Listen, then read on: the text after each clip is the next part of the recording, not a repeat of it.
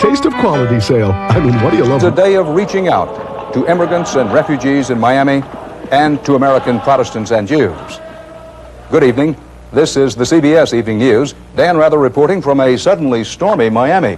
Pope John Paul flew this afternoon from Miami to Columbia, South Carolina, right in the Protestant Bible Belt, the state with the smallest percentage of Roman Catholics of all the 50 states. He went there for what one Protestant leader called the most important ecumenical event in American religious history. Our coverage of the Pope's Day begins here in Miami with Richard Roth.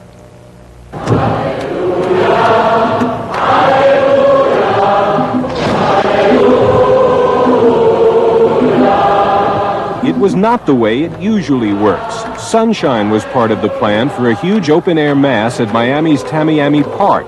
It was even written into the papal script. This beautiful land of the sun, which the Pope realized needed revision. Of the sun, it means sometimes of rain. But John Paul couldn't do anything about the weather. Like the 250,000 people who had come to see him, he could only talk about it. And even that wasn't easy. The pontiff managed to deliver only some of his homily. Exiles and refugees from Haiti, Central America, and especially Cuba are a large part of Miami's ethnic mix, and John Paul's words were for them. Help one another, he said, stay in touch with your cultures and traditions.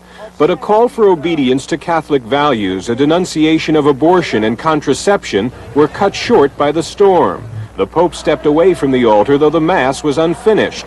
A bishop told the disappointed crowd, continue your prayers as you go to your homes. At least I saw him for the first time, and he smiled, and everybody was really happy. We love you! God love you! Miami's weather was a big surprise, but so was the storm today that didn't happen. A climate better than predicted for a meeting with Jewish leaders. John Paul was told American Jews still felt pain and distress over his meeting last June with Kurt Waldheim, the Austrian president accused of Nazi war crimes. And again he heard a plea for formal Vatican recognition of Israel. But Rabbi Mordecai Waxman praised the church for making progress in Catholic-Jewish relations and held back criticism when the Pope said not just the Jewish people have a right to a homeland. What has been said about the right to a homeland also applies to the Palestinian people. That didn't spoil a warm reception given the Pope, but the church is still under challenge on the question of Israel. The Vatican has never said to Cuba, where's your free press? They never said to the Ayatollah, stop your terrorism. Only with Israel do they cite obstacles. The Pope has been prepared for disagreement and challenge on his American tour, even indifference. The Vatican expected it. And in Columbia, South Carolina this afternoon, it wasn't hard to find. John Paul's brief visit to the middle of the Bible Belt brought him to the state with the fewest Catholics in the country, barely 2% of the population. On the Pope's ride downtown, the streets showed it. But the pontiff's hopes in South Carolina don't hinge only on religious Catholics. He's preaching for unity with others, hoping to overcome, in his words, the sad divisions among the faithful. Richard Roth, CBS News, Miami. Earlier today, I talked with one of the Jewish leaders who met with the Pope, Rabbi Gilbert Clapperman from the Synagogue Council of America. Did you want to hear from the Pope today that you thought you might, but didn't? Well, if I had a wish list, I would have said that I'd like him to have said something about Waldheim. I think it's still a searing wound in the hearts of many, many Jews. I think that would have been important. It would have catapulted him into the heights. How much offense did you take, or did you take any, that the Pope, while he mentioned the Jews' right to a homeland, also mentioned the Palestinians' right to a homeland? I don't take offense at that. I think that I would expect the Pope to say that. I think that there is a Palestinian problem. It isn't Israel's problem. It's a Palestinian problem. We don't have to solve that problem. From your viewpoint, what was the most important thing he said? The most important thing is a kind of subjective reaction. I must make it with you. I remember when President Kennedy went to Berlin, he said, I'm a Berliner. The Pope touched on the passion of the Jews when he said, never again. And the Pope zeroed in and made perfectly clear that the Jews were the major target of the Holocaust, that they were doomed to extermination, and that the church felt the anguish of the Jews.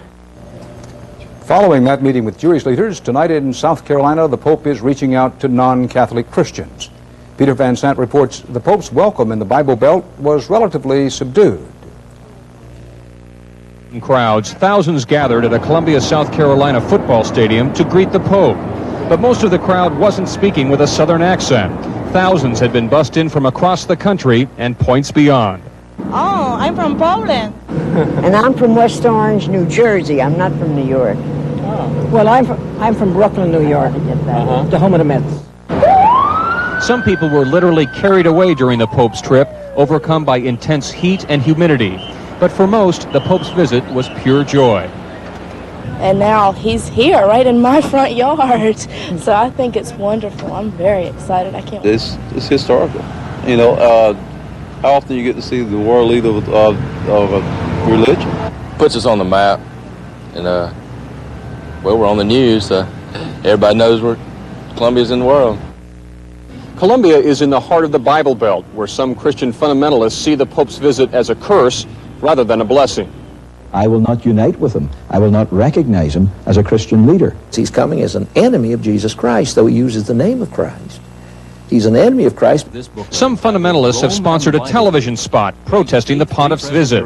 Others are distributing a comic book which portrays the Pope as a friend of communism and the Antichrist. They're all not well in one way or another, either mentally, at least spiritually.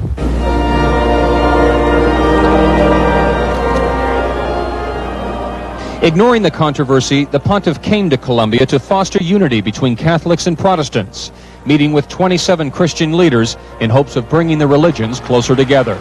Peter Van Sant, CBS News, Columbia, South Carolina. The Pope is spending tonight in New Orleans. Unlike South Carolina, a citadel of Catholicism in the Old South. Tomorrow he'll meet there with Catholic educators and black church leaders. Sunday, it's San Antonio, where he is to give another outdoor mass for a largely Hispanic crowd forecast at 500,000. As Harry Smith reports, the weather in Texas threw a scare into planning for that event. It could have been a catastrophe. Last night, a sudden gust of wind destroyed the soaring towers just behind the altar, where the Pope will appear Sunday. Amazingly, no one was injured. Today, the site has been cleared, the construction checked. The Pope will deliver Mass in Spanish on schedule. For millions of Hispanic Catholics in the United States, that means their day has come. Perhaps nowhere is the Pope's visit to this country more important than it is to the people like those in the barrios of San Antonio. Despite the fact that Hispanics are the largest ethnic group in the church and may number half the Catholics in the U.S. by the year 2000, they have never really felt accepted. The fact that he's coming here, the fact that he's going to be speaking in Spanish, the fact that he's coming to their home, it's almost like a resurrection. New life is what Hispanics feel they can bring to the church, but years of neglect are taking their toll. The shortage of Hispanic priests is so severe that in San Antonio there is only one Hispanic priest for every 65,000 parishioners. 90% of Hispanic young people have little to do with their church, and increasingly Hispanics are choosing to pray with Protestants. And rightly so. If we're not taking care of our people, we have no right to them. The Hispanic people are devoutly religious people. But if another church provides better service, they'll go. The ones that stay find the Hispanic church's role in the community is now as much secular as it is sacred. In San Antonio, people from the barrios are now moving into above-standard housing thanks to community action groups backed in large measure by the church. A socially active church that is looking back for its future.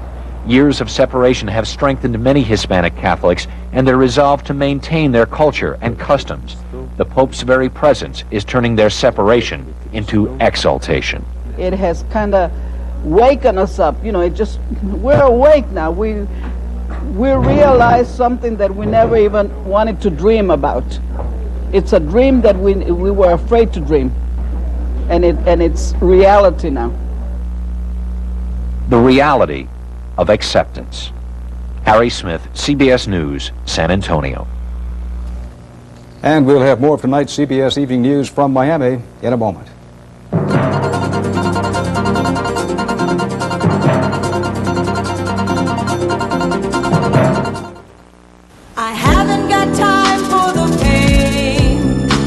I used to think being in real estate was hard work, but raising 2 kids is back-breaking work.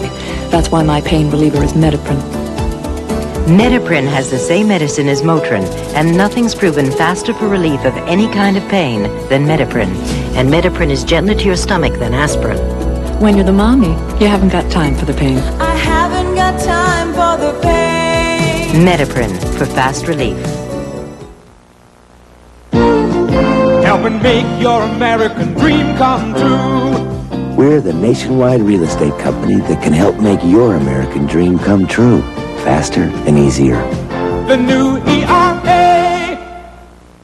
X-Lax presents some gentle guarantees. The warm sun, the morning air, the peace of mind that comes from X-Lax. Taken at bedtime, it's guaranteed to work gently by 8 a.m. or your money back. X-Lax, it's guaranteed.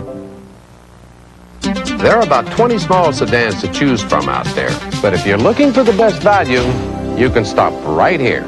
The new Mazda 323 SE has a bunch of technical sophistication like fuel injection, a list of standard features that just won't quit, all backed by the best warranty in its class. I'm not kidding. You've got to check out this Mazda 323. A better economy car value comes from our intense commitment to your total satisfaction. That's the Mazda way. The government today said that lower food costs moderated rising energy prices to hold general wholesale prices steady for the month of August. That was the first time since last November that there was no inflation overall at the wholesale level. The annual rate of wholesale price inflation through the first 8 months of the year stands at 3.6%. United States foreign trade took it on the chin again today. The Commerce Department said never has the amount of goods we sold overseas fallen so far short of the amount we bought from other countries as it did last month. Business correspondent Ray Brady explains what the latest all-time monthly trade deficit means. As the government was announcing the latest jump in the foreign trade deficit, the Laura Maersk was unloading containers full of foreign-made clothing, electronics, and other consumer products. Products from all over the world. Americans used to buy foreign goods because they were cheaper. Now they're buying because they think foreign is better. Foreign products are almost always more expensive than American, but if I like them better, I don't really think about it. For 4 straight months now, the trade gap has widened. Today's figures hitting a record. Americans buying $16.5 billion more in July than we sold to foreign countries. Most of the increase came from imports of oil selling at higher prices. The administration had been hoping that the drop in the dollar, down nearly 50% over the past 2 years, would help straighten out our foreign trade. So far, that hasn't happened. And even the administration today called the new trade figures a disappointment. The news adds fuel to the upcoming fight for a tougher trade bill. The public is going to demand that something is done about the trade deficit. And to me, the challenge is to make sure that that something is responsible. Around the country, businesses are sounding a war cry against imports. Say hello, America. Sayonara, imports. Tanks, but no tanks to imports. The auto parts industry has been hit hard by imports. Even so, Lawrence Sills doesn't want protectionism. Laws are not the answer. The answer is we just have to be better. Whatever the answer is, today's figures show once again that the current U.S. trade policy simply is not working. Ray Brady, CBS News, New York. The United Nations Secretary General is in Iran tonight. Javier Perez de Cuellar arrived in Tehran seeking an end to the Iran-Iraq war. Many consider prospects for success remote. As the UN Secretary General arrived, guns in the Persian Gulf went silent. Alan Pizzi is in the temporarily quiet but edgy Gulf, where danger remains just a radio call away. It was business as usual in the Gulf today, and a strange and potentially lethal business it was. A British warship escorted a British tanker bound for the oil terminals. The frigate Andromeda stuck close to its charge. An Iranian warship was in sight, going about its own version of tanker shadowing. Tanker ship on my port side, and this is warship calling you. The Iranians frequently attack tankers whose answers they don't like. But today, the Iranian warship was caught in a squeeze play, sandwiched between the Andromeda and the U.S. Navy frigate Flatley. It wasn't comfortable. This is Iranian warship. I'm just conducting normal patrol in this area. Is that clear? The American frigate appeared to be heading straight for the Iranian warship. This is U.S. Navy warship. I intend to maintain my course and speed, over. Narrow sea lanes where the horizon is shrouded in humidity breed suspicion. Are you asking me keeping clear within 5 miles, but you're passing 3 miles from me? What does it mean? A misunderstanding here can spell disaster, and today everyone was being cautious. Iranian warship, this is U.S. Navy warship. We have never asked you to remain clear about 5 miles. We are not going to impose limitations like that on you, over. So they all went about their business peacefully, and the Iranian had the last word. Thank you very much. Alan Pizzi, CBS News in the Gulf. New jockeying for position today in advance of next week's meetings in Washington between Secretary of State Schultz and Soviet Foreign Minister Shevardnadze. The talks are aimed at nailing down an arms control agreement and a new Reagan-Gorbachev summit. Today, Schultz accused the Soviets of creating obstacles on arms control. The Soviets today accused the U.S. of the same thing. In Virginia, a former deputy commander of Marine Guards at the U.S. Embassy in Moscow was sentenced tonight. Demotion in rank, no jail time. Marine Staff Sergeant Robert Stuffelbeam was convicted of frequenting bars in Moscow off limits to Marines. The military jury found him not guilty of much more serious charges of having sex with Soviet prostitutes, not reporting the contacts, and then lying about them. Actor Lorne Greene died today of complications from ulcer surgery in a Santa Monica, California hospital. Lorne Greene, who was 72, rose to fame as Ben Cartwright on television's long-running Bonanza series. But I do know what it's like trying to raise 3 sons. Greene was a little-known actor when in 1959 he was cast as the father of Adam, Hoss, and Little Joe on the fictional Ponderosa Ranch. After a shaky start, the series took off on a 14-year run when it was seen by an estimated 400 million people in 80 countries. And that's tonight's CBS Evening News from Miami. Next week, we'll be in Washington to report on 2 big stories: hearings on the nomination of Robert Bork to the Supreme Court and the visit of Soviet Foreign Minister Shevardnadze, who will try to pave the way for a new Reagan-Gorbachev summit. And of course, we'll also be watching Pope John Paul as he makes his pilgrim's progress through the Sun Belt to the west. So, see you Monday. Pennzoil's giving away 20 new Jeep Comanche 4x4 sport trucks. And with a Comanche, there's no telling where you'll end up. Plus, Pennzoil's giving $3 a case or 20 cents a quart back in rebates. To enter, mail in the rebate entry form that's on every bottle of quality Pennzoil motor oil. Or look for this display for details. The Pennzoil Comanche 4x4 giveaway. With quality Pennzoil and a Jeep Comanche, there's no telling where you'll end up. Introducing new, improved, professional strength Effordent Denture Cleanser. Stronger than ever. Removes more stains, more plaque, and kills germs. For a professional looking clean, get new, improved, professional strength Effordent. When you're allergy sensitive, your next attack may be only a breath away. For relief, depend on Benadryl. Doctors have prescribed it more than any allergy medication ever. Benadryl from Park Davis. Who is he? Nathaniel Hunt. Word has it he played a mean game of solitaire. Oh, and him? Elmer Rich, never busy, never complained. My inspiration. At Maytag, some things never change. Today, all our washers still last longer and need fewer repairs. There's something familiar about those pictures. Yeah, I know what you mean. Maytag, the dependability people.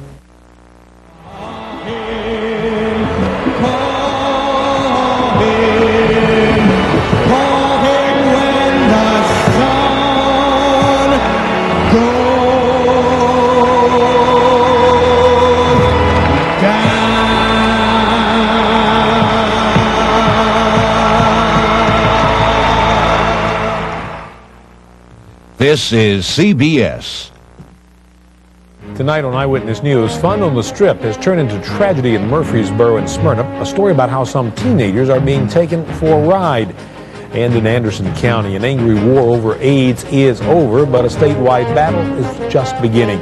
And later in this newscast, we'll go to Athens, Tennessee, where people are remembering a war that a few short years ago, everyone wanted to forget. Stay with us. Maxi bedroom here. That's maximum bedroom. Country boy waterbed. Oh boy, has the maximum deal. Here's the deal. Pay for this, get this free. This free, this free. Nothing's free, you say? Wrong. Country boy gives you this bed free when you purchase this bed. This bed. This bed. In fact, you get a second bed free when you buy any bookcase bed. 2 beds for the price, low price that is, of 1 bed. That makes sense to me, since if you don't sleep on water, well, you certainly should. Country boy waterbed. Oh boy. Night night. We share the spirit on fire.